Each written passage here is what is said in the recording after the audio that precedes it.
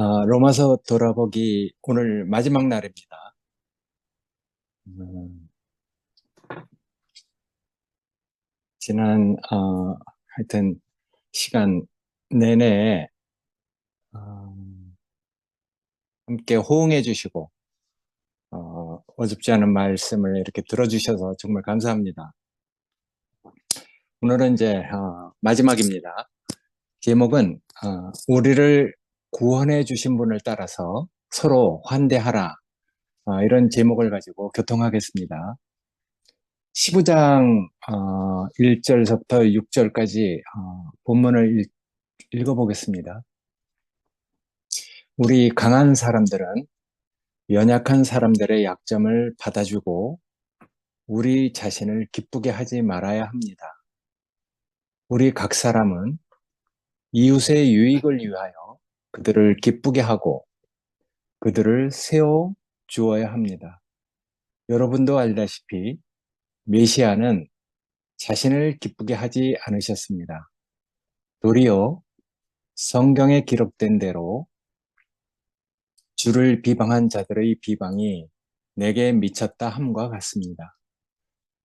무엇이든지 미리 기록된 것은 우리가 교훈을 얻고 인내와 성경의 위로를 통하여 소망을 갖게 하려는 것입니다. 안위와 위로의 하나님이 메시아 예수의 뜻대로 한 마음을 품게 하셔서 여러분이 한 마음과 한 입으로 하나님이자 우리 주 메시아 예수의 아버지께 영광을 돌리게 해주시기를 구합니다. 그러므로 메시아가 여러분을 받아들여 하나님께 영광을 돌리신 것처럼 여러분도 서로를 받아들이십시오. 소망의 하나님이 믿음 안에서 모든 기쁨과 평화로 여러분을 채우셔서 성령의 능력으로 소망이 여러분에게 차고 넘치게 해주시기를 구합니다. 여기 8절서부터 12절까지는 예를 들은 문장이라서 생략을 하고 건너뛰었습니다. 이 성경은 메시지 성경이 아니고 모든 사람을 위한 성경이라는 데서 발췌를 해서 좀 쉽게 인식이 되라고 이 성경을 인용했습니다. 15장 1절서부터 6절, 13절까지는 어쩌면 이제 로마서 마지막에 그 절정에 해당되는 말입니다. 먼저도 한번 말씀드렸듯이 로마서는 뭐 여러 가지 신학적인 어떤 이야기를 하려고 쓴 책이 아니고 여기 있는 주제처럼 강한 사람들이 약한 자들을 받고 겸손하고 하여튼 이런 주제를 가지고 서로 그리스도의 몸이 되도록 작은 교회가 이루어지도록 그렇게 하려고 쓴 편지거든요. 여기 오늘 본문에 그 우선 눈에 띄는 요점은 문화와 양심의 경계를 초월해서 서로 받아들여라, 환대해라, 기쁘게 여겨라 이런 실질적인 가르침이지만은 그 배후에 이렇게 깔려있는 정말 바울이 전달하려고 하는 그 메시지는 메시아 안에서 서로 다른 사람들이 연합해서 하나님께 찬송과 예배를 드리면서 하나님께 영광을 돌리자 이런 뜻이 또 깔려 있거든요. 여기 글을 읽으면은 여기 써 있는 대로 세 가지 삼중적인 결론을 우리가 볼 수 있습니다. 첫째는 강한 자들에게 약한 자들을 보살피라는 그런 그 간청 이런 말들과 더불어서 하나님의 찬송이 되자 이런 말이 또 깔려 있거든요. 그러니까 먼저 한번 말씀드렸듯이 하나님의 그 사명을 따라서 가는 길과 하나님의 영광의 찬송이 되는 길은 그게 뭐 균형이 잡혀야 되잖아요. 근데 오늘날 하나님의 사명을 따라서 이렇게 이 일을 하는 사람들이 많은데 하나님의 영광의 찬송, 하나님의 기쁨이 되지 못하는 이런 균형 잡히지 않은 그런 모습을 우리가 이렇게 보기 때문에 첫째는 하나님의 영광의 찬송이 되어야 되지 않는가. 우리가 먼저 하나님의 기쁨이 되어야 되지 않는가 하는 것이 저에게는 우선적으로 보여서 이렇게 말씀을 드렸습니다. 하나님과 우리가 그 깊은 관계가 되면은 우리 성강 어른에도 있잖아요. 부자 유친입니다. 부자 유친. 아버지하고 아들은 정말 친해야 되는데 그게 이제 잘 이루어지지 않는데 원래는 하나님과 사람이 제일 가까워야 되잖아요.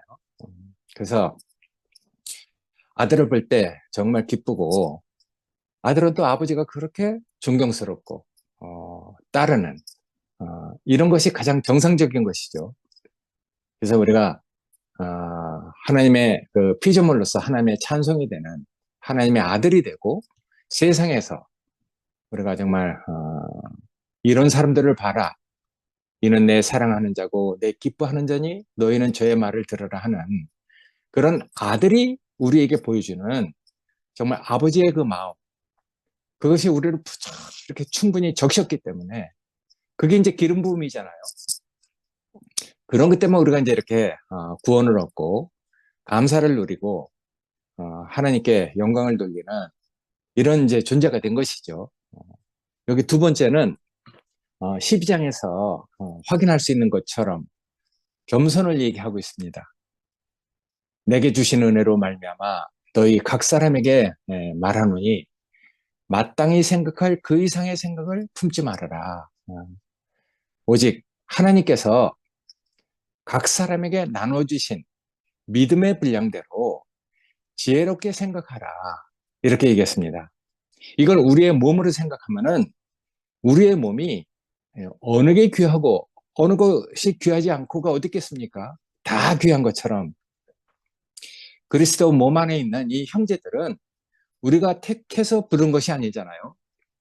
하나님이 불러주신 정말 귀한 형제들이니까 그 형제들을 우리가 볼 때 하나님께서 왜 그 사람을 선택을 하셨는지 왜 하나님이 그 사람을 귀하게 여겼는지 그런 마음이 우리에게 이렇게 탁 젖어들면은 우리도 이제 형제들을 볼 때 하나님께서 그 교회를 보는 것처럼 그런 마음을 가지고 우리가 교회를 볼 수 있으니까 그러나 각 사람에게 나눠주신 믿음의 분량대로 그러니까 거기는 뭐 비교가 없습니다. 차이가 없습니다. 다 존재적으로 하나님 앞에서 정말 어느 것 하나 귀하지 않은 그런 사람들이 없으니까 이 믿음의 분량대로 지혜롭게 생각을 해야죠. 우리가 한 몸에 많은 지체를 가졌으니 모든 지체가 같은 기능을 가진 사람들이 아니고 기능이 다 다를지라도 다 필요하잖아요. 이와 같이 우리 많은 사람이 그리스도 안에서 한 몸이 되어 서로 지체가 되었느니라 이렇게 얘기합니다. 물론 바울도 자기가 그 그리스도의 몸의 한 지체로 자기 자신을 여기고 있습니다.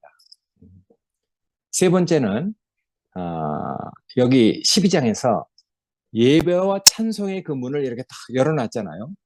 근데 이제 여기서도 다시 한번 그 분위기를 돌아보게 하는 것이죠. 그러므로 형제들아 내가 하나님의 모든 자비하심으로 너희를 권하노니 너희 몸을 하나님이 기뻐하시는 거룩한 산제물로 드려라. 이는 너희가 드릴 영적 예배니라. 이렇게 얘기하고 있습니다. 그래서 너희는 이 세대를 본받지 말고 오직 마음을 새롭게 함으로 변화를 받아 하나님의 선하시고 기뻐하시고 온전하신 뜻이 무엇인지 분별하라. 이렇게 얘기하고 있습니다. 이것은 로마서 8장에 그 영이 우리 몸을 탁 이렇게 적셔서 우리의 육신이 영을 따르는 이런 귀절하고 거의 흡사한 말이죠. 하나님이 기뻐하시는 산제물로 우리 자신을 드린다. 그게 사람의 영광이잖아요. 사람이 그렇게 지어졌으니까. 이게 말에 있는 게 아니고 야 정말 우리가 버려진 존재가 1장에서처럼 정말 그 절망적인 사람이 어떻게 하나님의 영광에 찬송이 될 수 있는지, 어떻게 우리가 정말 하나님의 그 기쁨이 되는 그런 사람으로 우리가 우리 자신을 하나님께 드릴 수 있는지, 뭐 하나님께 드린다는 건 결국은 형제들하고 같이 사는 것이거든요. 형제들하고 같이 정말 우리에게 은혜를 베푸시고 우리에게 기름을 부어주시는 하나님을 찬송하는 것. 그러니까 형제들을 사랑하는 것이나 하나님의 그 기쁨이 되는 것이 그게 나눠진 게 아니잖아요. 그게 다 같은 것이죠. 언어와 그 표현이 다를 뿐이고 그건 다 같은 것이란 말이에요. 그러니까 우리가 우리 산재물 드릴 때 그러니까 형제들에게 우리 자신이 쓰일 때 얼마나 그게 정말 기쁩니까? 그래서 전 예전에 그렇게 기도를 했어요. 내가 은혜를 입는 것도 감사하지만은 어쨌든 내가 정말 형제들에게 뭔가 이렇게 베풀 수 있는 그런 사람이 더 행복할 것 같았어요. 선물을 받는 것도 감사하지만은 우리가 남에게 베풀 때 더 행복하잖아요. 더 감사가 되잖아요. 이게 말에 있는 게 아니고 실제로 우리의 삶이 그러니까 우리가 하나님께 산재물로 우리 자신을 드리는 것이나 우리가 형제들과 같이 어울려서 정말 이렇게 사는 것이 나눠진 것이 아니죠. 그것이 다 영적 예배가 되는 것이니까. 그래서 우리가 하나님이 기뻐하시고 온전하신 뜻이 무엇인지 우리가 다 그걸 구별한 사람들이 된 것이죠. 그래서 이런 문장을 좀 이렇게 비껴서 다른 각도에서 보면은 이 세상에 참된 주님이 오셨잖아요. 부활하신 그 우리의 구원자. 그분이 우리에게 보여주신 그 모든 것이 다 복음이죠. 이 땅에 와서 하여튼 사시고 죽으시고 부활하셔서 또 영광의 그 보좌에 올라가시고 지방교회 언어대로 말하자면은 우리에게 생명 주는 영으로 다시 오신 그분. 그러니까 그 모든 과정이 우리에게 다 복이 되잖아요. 그러니까 우리가 이런 부활하신 메시아의 그 복음을 통해서 서로 다른 사람들이 그 시대는 이방인과 유대인을 얘기하는 것이죠. 우리도 마찬가지죠. 우리 다 알아봤자 얼마나 알겠어요. 다 다르잖아요. 기호도 다르고 체질도 다르고 다 다르지만은 그것이 문제가 안 된단 말이에요. 우리는 다 한 생명을 얻었으니까. 그래서 우리가 형제들을 볼 때 그 형제가 무엇을 가장 귀하게 여기는지 우리는 알고 있잖아요. 예. 그러니까 이제 우리가 이런 한 생명을 얻고 한 주님을 나누는 이런 사람들이 된 것이죠. 그래서 우리는 정말 생명으로 연합된 한 가족이 됐습니다. 그리스도의 죽고 부활하신 그 안에서 우리의 운명이 발견되니까 저절로 우리는 그런 생명을 얻고 그의 가족이 된 것이죠. 그의 권속이 되고 그리스도의 몸으로 건축되어 가고 있잖아요.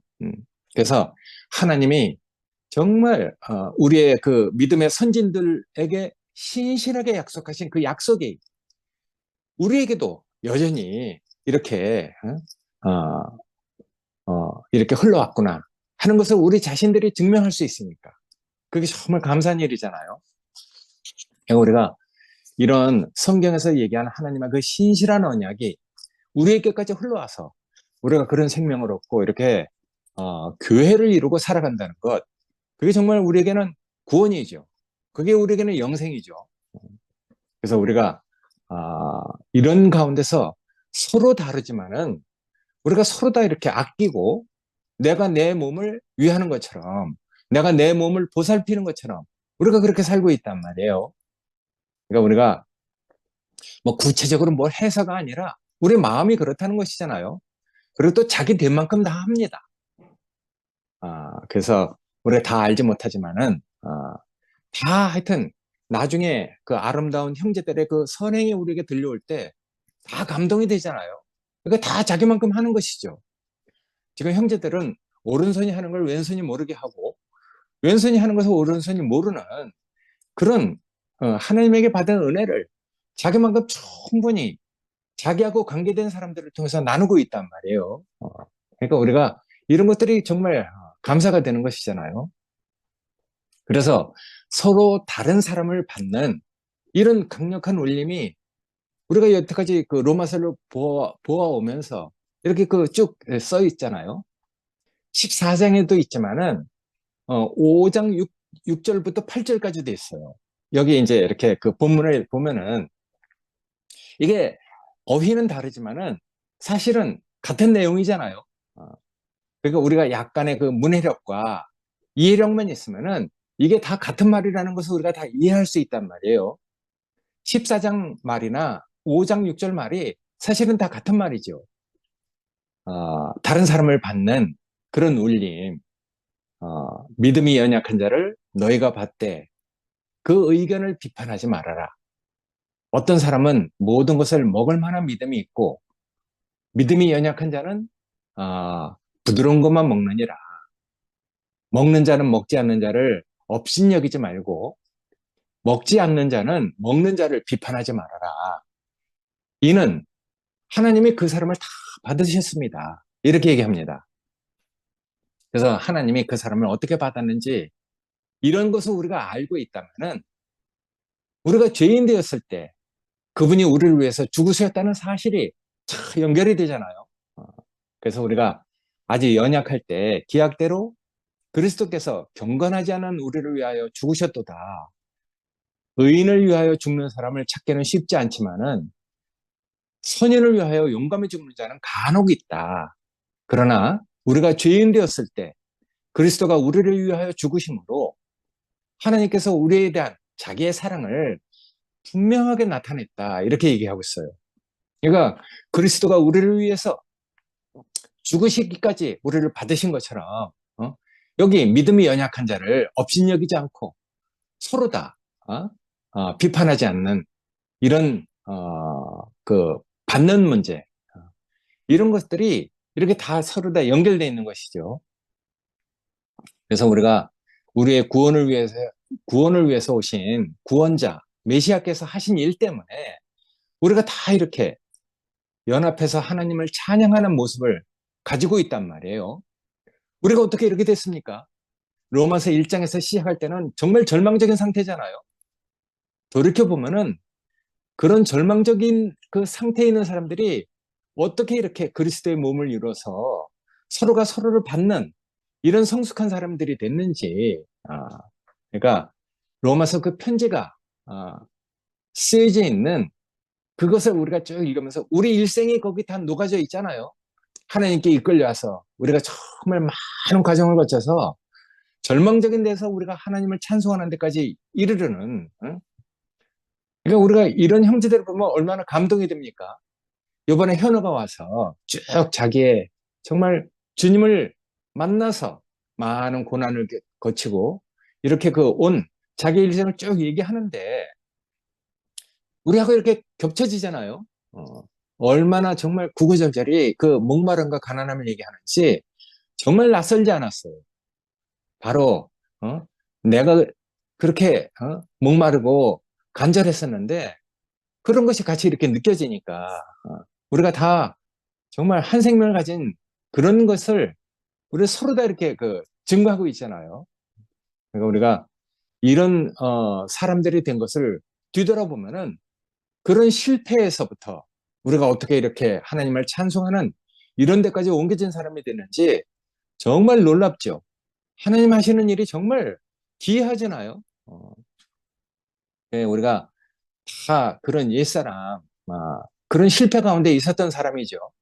여기 간단히 이렇게 적어놨는데 그때 우리 생각이 어땠습니까? 우리의 옛사람일 때 그 생각이 허망하고 미련한 마음에 어두워지고 스스로 지혜 있다고 하지만은 정말 우둔한 그런 삶을 살았잖아요. 우리 마음에 하나님들을 싫어하고 십자가를 피했던 그런 것이 우리의 본성이었었단 말이에요. 그래서 하나님께서는 그런 사람들 상실한 가운데 내버려 두고 합당치 못한 일을 하게 하고 그러니까 우리가 그런 데서 다 남을 판단하고 자기가 그런 사람이면서 남을 판단하는 이런 정말 우둔한 삶을 살았죠. 남을 판단하는 그 정죄를 가지고 자기가 정죄받는 줄도 모르고 같은 일을 우리가 늘 행하고 있었던 그래서 우리의 고집과 우리가 회개하지 않는 우리는 그 아담 그래서 정말 그런 것들을 뒤돌아보면은 누가 뭐라고 하지 않았는데도 얼굴이 붉어지잖아요. 부끄럽잖아요. 그런 부끄러운 우리에게 정말 하나님의 은혜를 베푸셔서 우리를 이렇게 그 구원해 주셨으니까 뭐 다른 사람을 가르치는 내가 어찌 내 자신을 가르치지 아니하느냐. 하나님의 이름이 너희를 인하여 이방인 중에 모독을 받는도다. 이런 글들을 읽어보면은 내가 여기서 정말 그렇게 살았던 사람이기 때문에 어, 근데 돌이켜보면은 어떻게 이렇게 절망적인 데서 하나님을 찬송하는 데까지 우리가 이렇게 옮겨졌는지 동에서에서 먼 것처럼 우리를 옮기셨잖아요. 죄가 주홍처럼 붉을지라도 흰 눈처럼 희게 하셨으니까 이게 하나님이 우리에게 하신 일이죠. 정말 감사한 일이죠. 응? 돌아보면 이런 절망 가운데서 우리를 옮겨준 것이 우리의 구원이죠. 우리 옛사람은 육신을 따라서 우리 기쁨을 위해서 살던 사람들이니까. 그러나 이제 자기 자신의 그 기쁨을 위해서 살지 않고 하나님의 기쁨과 이웃의 덕을 위해서 사는 사람들이 귀하다는 것을 우리가 이제 다 알게 됐단 말이에요. 그리고 육신대로 살지 않고 영의 인도함을 받는다는 것이 하나님의 갈망이라는 것을 알게 됐잖아요. 그 안에서 우리가 얼마나 많이 갈등을 했습니까? 율법 안에서 고생해보고 정말 우리가 우리의 육신이 아직도 처리되지 않았을 때 어, 우리가 실패를 많이 해본 사람이잖아요. 그러니까 우리가 로마서 8장에 있는 그런 경험을 우리가 다 한 사람이잖아요. 형제들아, 우리가 빚진 자로 돼 육신에게 져서 육신대로 살 것이 아니라 너희가 육신대로 살면 반드시 죽을 것이로되 영으로서 몸의 행실을 죽이면 살리니 무릇 하나님의 영으로 인도함을 받는 사람은 곧 하나님의 아들이다. 너희는 다시 무수하는 종의 영을 받지 않고 이제 양자의 영을 받았으므로 우리가 아빠, 아버지라고 부르느니라 이렇게 얘기하는. 그래서 성령이 친히 우리 영과 더불어 하나님의 자녀인 것을 증거한다. 이렇게까지 얘기를 해 주시잖아요. 그러니까 정말 이런 것들이 말에 있는 게 아니라 우리 안에서 그런 많은 하나님 하시는 일이 있었죠. 우리가 정말 양자에서 정말 이제 정말 아들이 된 어, 그래서 접붙여진 그런 사람으로 우리가 성령의 9가지 열매를 맺는 이런 과정들 함축적으로 얘기하지만은 그 안에서 하나님이 우리에게 하시는 일이 쫙 있으니까 정말 너무 감사하죠. 로마서 그 모든 말들이 편지가 아니라 하나님이 우리를 다루시고 정말 우리 영을 정말 이끌어서 우리 육신까지 하나님의 뜻대로 살게 하는 이런 놀라운 일이 우리에게 다 있었잖아요. 그래서 우리가 정말 아들과 함께 영광을 받기 위해서 우리가 이런 고난을 우리가 견디는 것이죠. 그래서 바울은 이런 얘기를 쭉 할 때 경험으로 알고 있는 사실을 얘기하고 있어요. 그러니까 우리가 뭐 성경 얘기를 하는 것도 아니고 하나님이 우리를 어떻게 다루어 오셨는지 경험으로 우리가 체험한 그런 사실을 우리가 얘기하고 있잖아요. 그래서 바울은 그런 얘기를 하면서 우리에게 일어나는 어떤 일들을 구체적으로 얘기했습니다. 그래서 육체적 고난 이런 것은 뭐 문제도 안 된다. 아무런 뭐 문제가 안 돼. 이렇게 말하지 않잖아요. 육신에게 오는 고난은 있다. 그러나 그 고난을 무시하거나 피하려고 하는 그 시도가 전혀 없단 말이에요. 오히려 고난은 우리가 복음을 가지고 있을 때 뒤따라온다. 이런 얘기를 하고 있잖아요. 그러니까 정말 참다운 복음을 가지고 있으면 고난이 뒤따라오는 것이죠. 그래서 우리가 이런 것들을 이렇게 다 경험했기 때문에 정말 정말 더 감사가 되는 것이죠. 그 생명의 근원이 다른 사람들을 만나면은 주님이 비방을 받듯이 비방하잖아요. 왜냐면 생명이 그런 생명이니까 어쩔 수 없는 것 같아요. 복음 자체가 아닌 그 복음을 패러디한 그런 사실은 이렇게 자세히 보면은 근거가 없어요. 다 그 사람의 생각에서 그 만들어낸 것이기 때문에 그런 복음을 변호하는 것은 뭐 큰 소리를 외치는 것밖에 없죠. 구호를 외치고 선포하고 뭐 이런 것밖에 없는 것이니까. 근데 속에는 어, 속빈 강정이란 말이에요. 빈수레가 요란한 것이죠. 하나님의 그 정말 죽고 다시 사는 인격이 쫙 채워지면은 사람이 다르잖아요. 어, 속에 담긴 것이 다르니까. 그러니까 우리가 그런 어떤 것들을 보면서 그런 외형적인 것하고 다르게 하나님이 우리 내면 안에 와서 일하신 것이 있잖아요. 그러니까 그건 완전히 구별되는 것이죠. 그래서 하나님의 온전한 대책은 우리 자신이 우리 이 속사람이 정말 그 빛을 따라서 영을 따라서 사는 사람으로 우리가 이렇게 그 다뤄지는 것을 원하고 계시잖아요. 그래서 하나님의 온전한 대책은 우리 몸을 구속하는 데까지 이르게 하는 것이죠. 육신에게 져서 육신대로 살 것이냐, 아니면 영으로서 몸의 행실을 죽이고 살아나느냐. 이런 구체적인 싸움은 우리 안에서 있는 구체적인 싸움이죠. 영과 육의 싸움이죠. 이런 싸움은 실제적이잖아요. 여기서 영을 따라서 사는 그런 삶을 온전하게 이렇게 살아가지 못하면은 결국 옛날에 내가 실패한 것처럼 계속 이제 그런 자리에 머물러 있게 되는 것이죠. 그러니까 이런 영적인 싸움은 우리 육신 안에 와서 실제적인 전투가 되는 것이니까.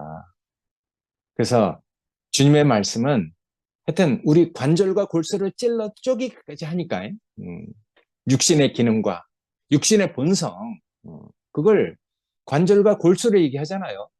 근데 그런 것까지 다 하여튼 하나님께서 처리를 하셔서 결국은 정말 우리에게 오신 그 빛을 따라서 사는 사람, 영에 속한 사람으로 우리를 이끌어가는 것이죠. 그러니까 하나님의 온전한 대책은 우리 몸을 구속하는 데까지 이르게 하는 것이잖아요.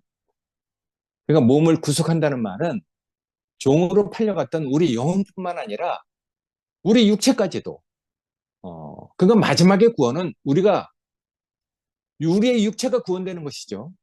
어, 말씀이 육체가 되는 것이죠.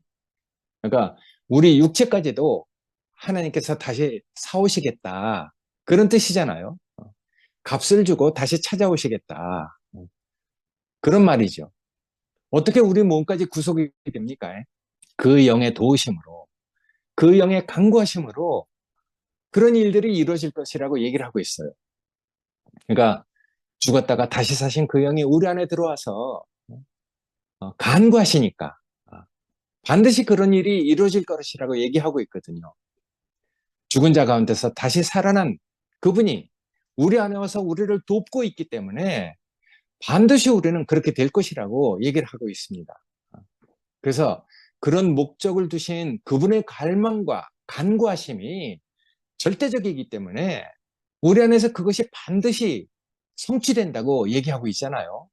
그러니까 우리가 그런 하나님의 갈망을 알면은 우리가 이제 다 손이 놔지는 것이죠. 우리를 다 맡기게 되잖아요. 하나님의 뜻이 정말 더 온전하구나. 이것을 알면은 우리가 우리 자신을 그분에게 다 맡기게 되죠. 근데 전 그런 실패를 많이 해본 사람입니다. 빛이 왔을 때 그 빛을 따라서 살아야 되는데 내 안에 그 영을 따라서 살지 못하는 육신의 어떤 그 요구가 있잖아요. 말초신경까지 이렇게 뿌리내렸던 그 육체의 어떤 요구. 그러니까 영을 따라서 살지 못하고 빛을 따라서 살지 못했던 그런 실패를 정말 전 많이 겪어왔거든요. 그래서 빛을 희미하게 만들고 꼭 그렇게 살아야 되나. 그 영적인 어떤 것들을 희미하게 만드는 내 변명, 그리고 또 상대방의 어떠함.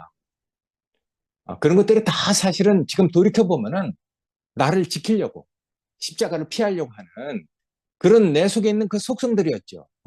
그런 것 실패를 많이 해봐야 돼. 그런 하나님의 공간을 많이 배워야 되잖아요. 그래서 결국은 말씀이 육체가 됩니다.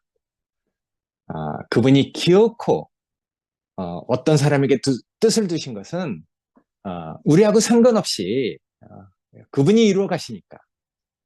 흙이 아무리 거부를 해도 씨가 떨어져서 뿌리가 뻗어 내려가면은 흙이 어떻게 거부하겠어요? 음, 흙은 거부를 할 수 없는 것이죠. 생명의 뿌리는 흙의 그 빈틈을 정말 찾아서 뿌리를 깊게 내리잖아요. 하나님이 우리에게 하신 일이 그런 일이죠. 그러니까 우리가 그런 실패를 많이 이렇게 겪어봐야지, 정말 하나님의 그 갈망이 내 갈망보다 더 크구나 하고 우리가 이제 항복하게 되는 것이잖아요. 그래서 하나님께서 무엇을 요구하고 계시는지, 그 영이 나보다 더 깊이 무엇을 갈망하고 있는지 이것을 알게 되는 것이죠. 그러니까 우리가 지금도 우리가 그렇게 살고 있습니다. 사실은 우리가 찬송은 그렇게 하잖아요. 우리가 어린아이처럼 주를 따라가지만은 나중에는 안 보이는 그 모든 것을 눈에 본 듯이 훤하네. 우리가 그 지나간 그 찬송 많이 불렀잖아요. 어떤 때 보면은 우리가 아직도 뭐 다 됐다, 다 이뤘다 하는 그런 그 마음을 가질 수 없어요. 어떻게 보면은, 돌이켜 보면은 우리가 후회가 많이 되잖아요. 만지지 않을 것을 만지고 말하지 않을 것을 말해서 뒤돌아오는 그 반응들, 그때 하나님의 빛이 딱 나에게 비추오면은 하나님이 나에게 무엇을 원하고 있는지 그때 비로소 알게 되잖아요.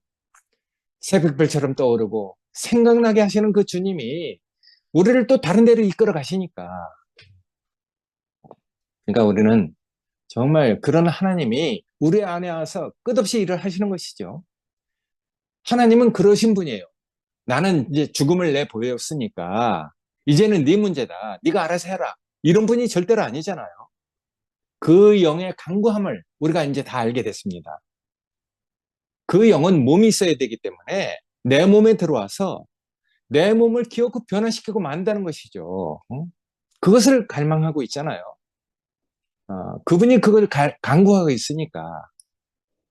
그래서 하나님의 갈망이 내 어떤 육신의 그 본성보다도 더 온전하고 그게 더 강력하기 때문에 흙의 뿌리가 뻗어내려가듯이 우리를 침투해 들어오는 것이죠.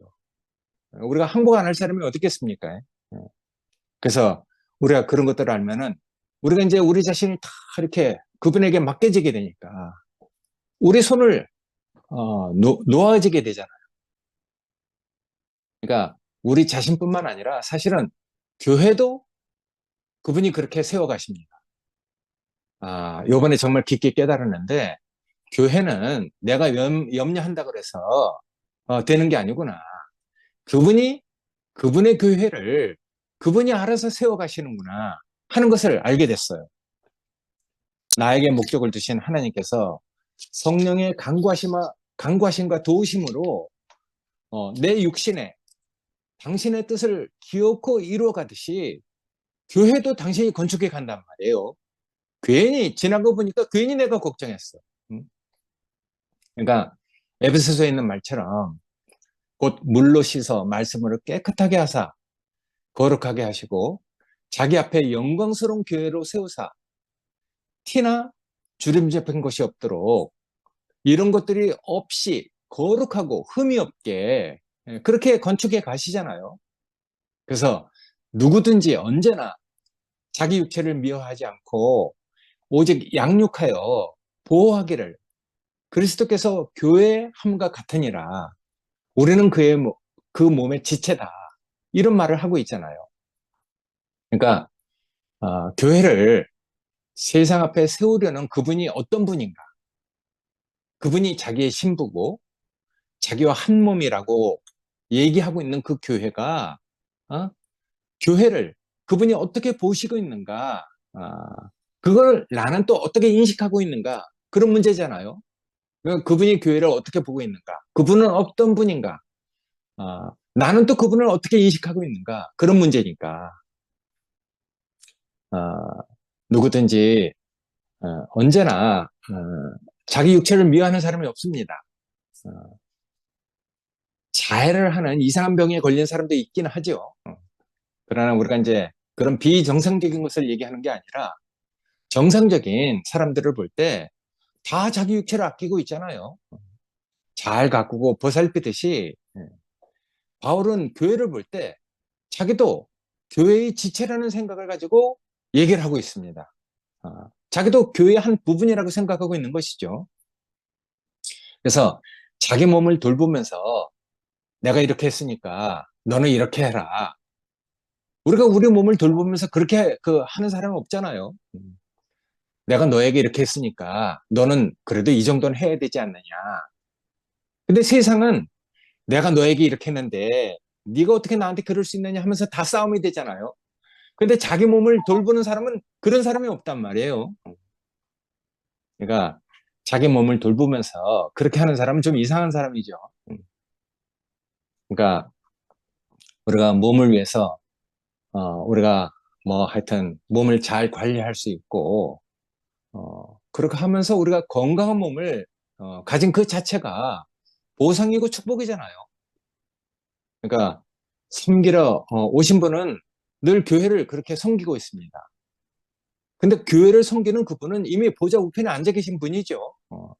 그 자체가 이미 보상과 축복을 다 받은 상태에서 그렇게 하는 것이니까 보상과 축복이 뭐 따로 있고 그런 게 아니죠.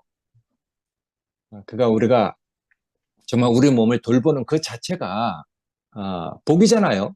그렇게 우리 몸을 돌보면은 우리가 건강한 사람이 되는 것이니까 건강한 몸을 가진 그것이 축복이고 보상이 되는 것이죠.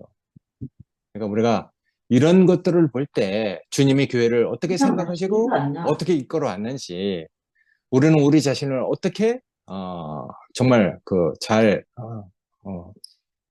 갖고 가는지 그게 나눠진 게 아니니까. 그러니까 우리가 정말 바라고 원하기는 우리가 어느 곳을 가든지 그런 사람들이 뭐 하여튼 뭐 많이 있는 것 어떤 길거리를 다닐 때도 그런 사람들이 우리에게 이렇게 보인다는 건 정말 정말 기쁜 일이죠. 근데 현실은 그렇지 못하잖아요. 음, 우리가 그런 세상과 팽팽한 긴장 관계를 가지고 이렇게 살고 있으니까 현실은 그렇지 못할지라도 이 작은 교회 안에서 영광스러운 그 교회를 누리는 축복을 우리가 정말 갖고 있단 말이에요. 그런 축복을 우리에게 허락하신 주님이 정말 감사하죠. 이 형제들은 정말 다른 사람들이잖아요. 내가 부른 사람들이 아니고 하나님이 택하여 부른 사람들이고 정말 우리가 어떻게 이렇게 그리스도의 몸으로 함께 지어져가는 정말 귀한 지체가 됐는지 이런 형제들을 자기 몸을 보살피듯이 보살핀다면은 그 사람 자체가 벌써 이미 위로와 보상을 다 받은 사람이죠.